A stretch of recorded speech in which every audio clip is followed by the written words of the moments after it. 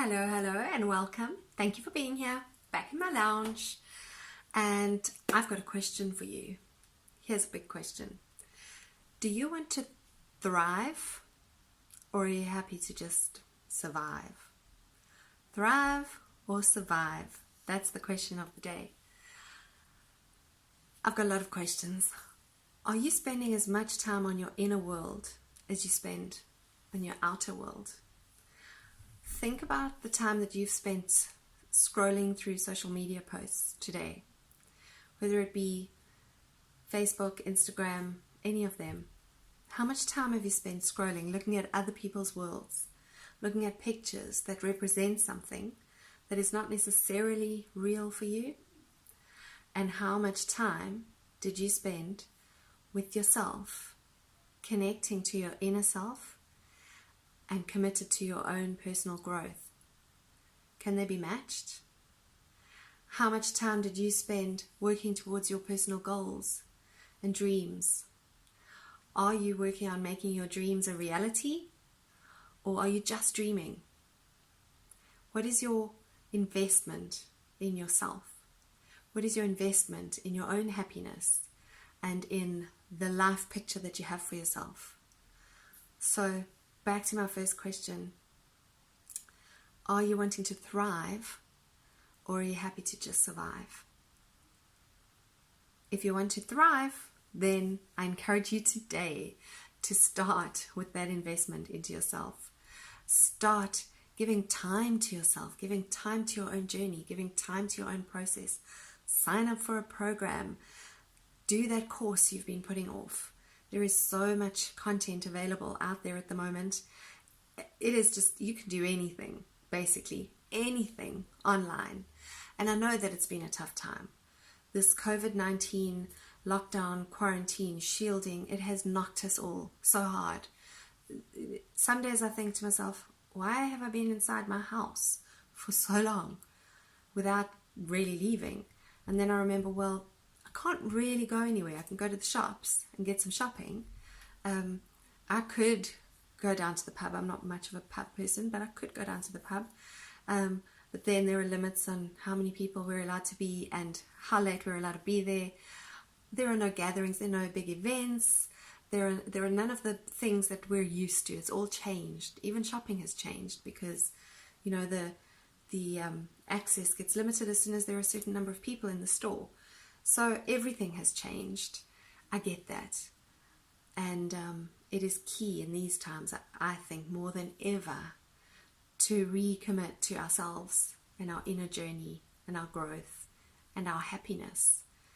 Because connecting to the inner self, connecting to making your dreams a priority, that's what keeps mental health at an optimum.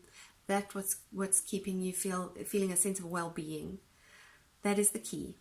The key to your joy, the key to sustained well-being is working with yourself. So, here are some ways.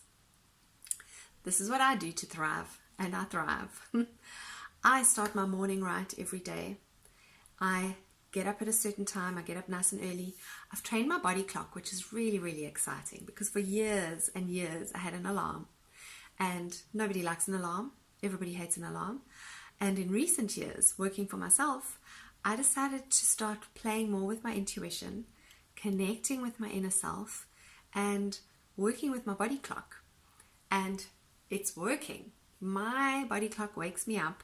It's not exactly the same time every day, but it's close enough, and it's a good time. And it's obviously when I've had enough sleep, when my mind is rested, my body's rested, and that's when I wake up. I don't do anything immediately. I relish in those first few minutes of wakefulness. And I've recently learned through Josette Silva that those moments, your brain is in a specific state where you're coming out of sleep state and into wakeful state, and it's so clear. And so I just lie there and I relish in those moments. The next thing I do is my hot water and lemon. You've heard me speak of it. It's a physical boost. It gets my body going, gets my body woken up, and I wash my face and my whole head in ice cold water. So that's my little wake up call. Ice cold water, face and head, and a nice cup of hot lemon water, which I sip whilst listening to a guided meditation. And I then do my journaling with myself. You know that there are so many journal prompts that I advocate. I've done them here in video. I've got them as downloads on my website. If you don't know that, then you can visit my website at www.dianagrant.com. There are loads of free resources that you can download. And do my journaling, and then I do more meditation, not guided this time, on my yoga mat. I do silent meditation, followed by yoga, Kundalini, and Iyengar, whichever one, or both. And then I do a walk. That sounds like a lot. I know it sounds like a lot. But that is my Thrive morning routine. If I can't do the walk because of weather, because I'm not a fan of walking in the rain, I do have an umbrella, but I'm not into it. I don't have a raincoat. I'm not really into them. I'm thinking of getting one, but no, I'm not that into walking in the rain. So if it's very rainy, I usually choose not to walk, and then I save my walk for either later in the day, if possible, or the next day. But very important is my morning routine for me to thrive. And then I am very keen on keeping a balance. So I look at my time, I look at how I spend my time, and I balance it on clients and work stuff and personal development stuff and fun leisure stuff like learning how to cook new dishes or baking something new, or hanging out with my friends online. Lots of my friends are in South Africa, so we did that again last night. It was great.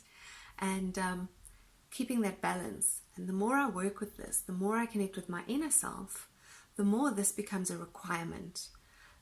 I can no longer silence that part of me that wants balance, that part of me that wants to thrive. It's who I am now, which is good since it's my work. And so I encourage you to think about the question, do you want to thrive or survive? And how can you thrive if you choose thrive, which I hope you do? How can you thrive? There are so many ways to thrive. There are different modalities of self-care, exercise, so many ways that feed into a general sense of well-being. And if you need support with that, do reach out, contact me. My details are here on my YouTube channel, as well as on all the social media platforms. And as I said earlier, you can reach me at dianagrant.com. I always love to hear from you. Thank you so much for being here today in my living room, as always. And I look forward to seeing you soon. Until then, love yourself. Ciao for now.